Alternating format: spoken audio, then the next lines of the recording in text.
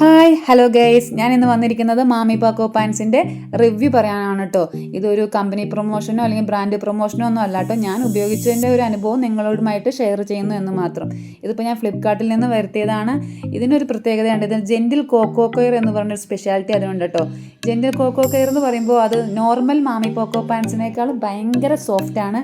പിന്നെ ഇത് മീഡിയം സൈസാണ്. ഇതിൽ 70 പാൻസ് വരുന്നുണ്ട്. പിന്നെ നമ്മൾ ഈ ഡയപ്പറിൻ്റെ സൈസ് നോക്കുന്നത് കുട്ടികളുടെ ഏജ് അനുസരിച്ചിട്ടല്ല കേട്ടോ, കുട്ടികളുടെ വെയിറ്റ് നോക്കിയിട്ടാണ്. അതൊരു ന്യൂ മോമിന് വേണ്ടിയിട്ട് ഞാൻ പറഞ്ഞതാണ്. പിന്നെ ഇതിൻ്റെ റേറ്റ് എന്ന് പറയുന്നത് 899 കാണിച്ചിരിക്കുന്നത്. എങ്കിലും എനിക്ക് ഓഫർ പ്രൈസിൽ 549 കിട്ടിയത്.